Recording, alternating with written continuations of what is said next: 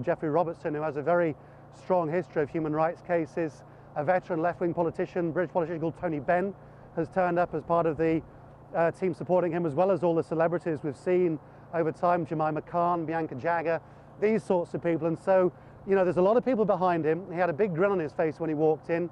As he walked into the court, I asked him if he was feeling confident, and he gave me a big nod.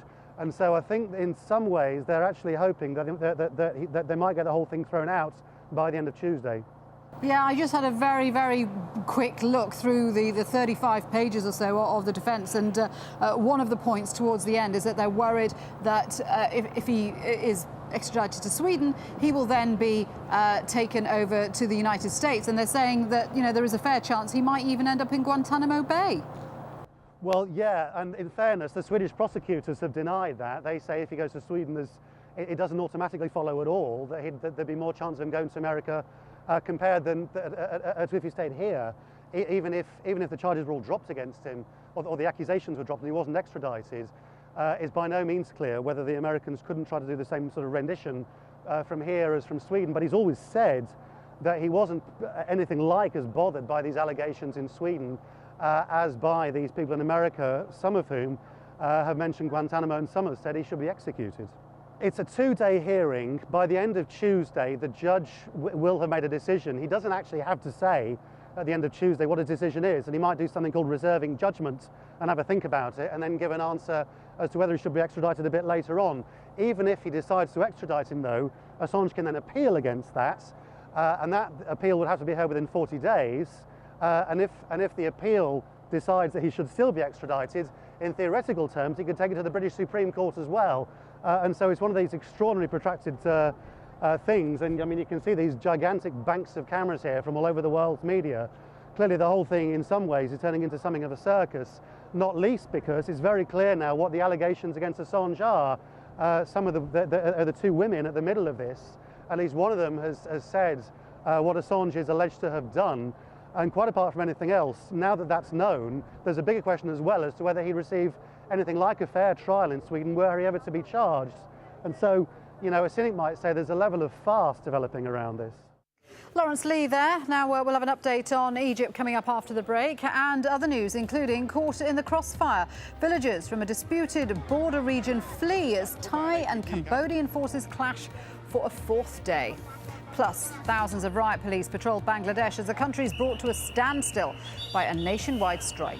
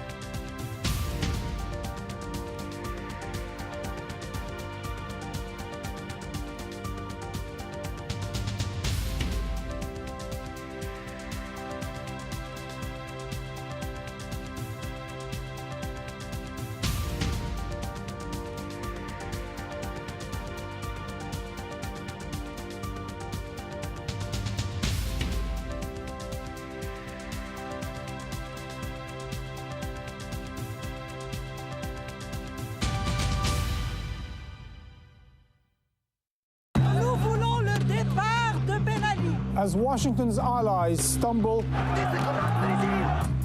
one after the other, exposed, losing control and influence, powerless in the face of the people's power,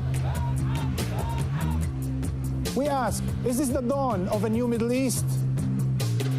Empire at this time on Al Jazeera.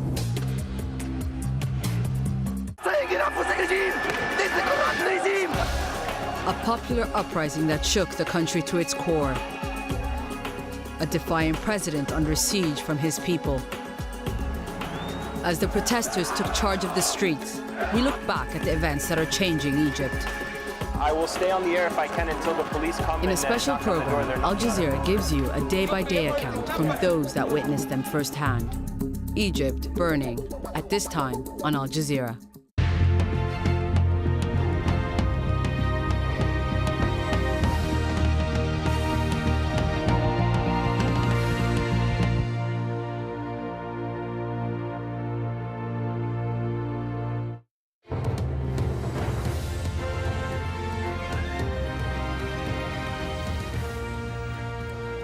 Welcome back. You're with Al Jazeera. Let's remind you of the top story this news hour. Crowds have gathered in Cairo's Liberation Square once again on this, the 14th day of anti-government protests.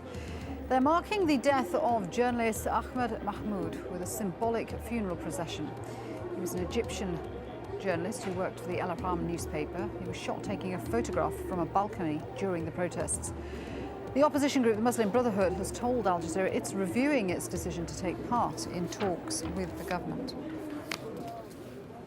Now, with Egypt's political turmoil shaking the Middle East, Hamas in Gaza are watching events very closely. Hamas's early origins lie in the Muslim Brotherhood organisation, and the two groups still have very close links. Nicole Johnston reports from Gaza. Hamas is firmly entrenched in Gaza.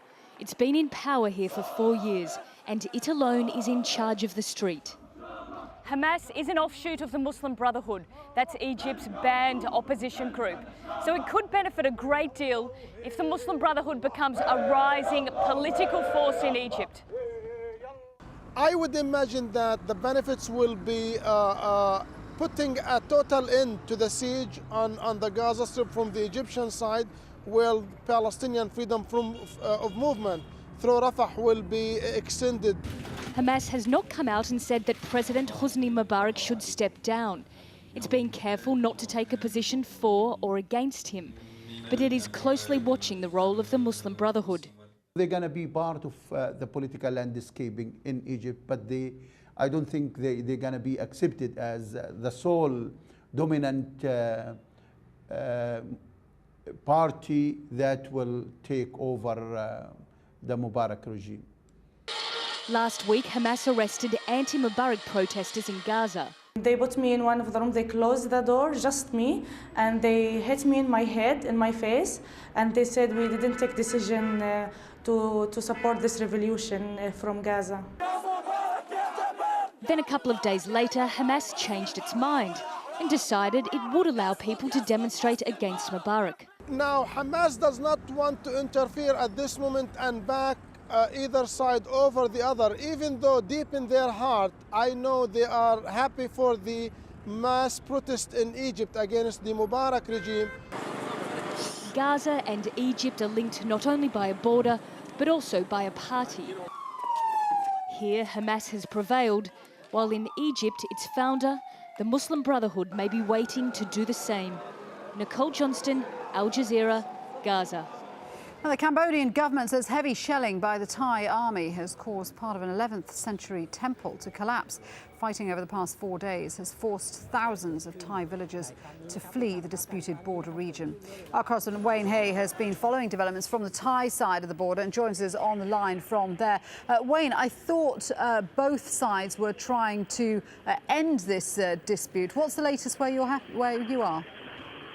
Actually, all seems to be quiet. It was about 24 hours ago that we saw that intense shelling really start. It was Sunday evening local time. We had just arrived into the border area, and that was when we saw the Thais really start to intensify the artillery shelling going into the Cambodian territory. At that time, we didn't see any evidence of the Cambodians returning fire, but certainly as day broke on Monday morning, we toured those border villages on the Thai side and saw evidence of buildings that had been damaged from Cambodian fire. Of course, both sides are blaming each other for firing first, as we have seen over the last few days. Indeed, as we have seen over the last few years, the blame game follows these skirmishes. But at the moment, it has been quiet. It is quiet. There was a brief moment of gunfire early on Monday morning, but right now that seems to have died away. OK, so quiet for the moment, but intense pressure on the Thai government to resolve this crisis. Is this something that could topple the government? Well, it is interesting to look at what started this. Last month, we saw 7 Thai nationals wandering across the border into Cambodian territory. They were filmed doing this. And on that film, which was leaked to the internet, they acknowledged that they were in Cambodian territory. 2 of those people have been sentenced to long jail terms in Phnom Penh because they were arrested by the Cambodian military, and they were convicted of spying charges. Now, one of them was an MP from the Democrat Party, the ruling party in Thailand. The others were members of the nationalist group, the People's Alliance for Democracy.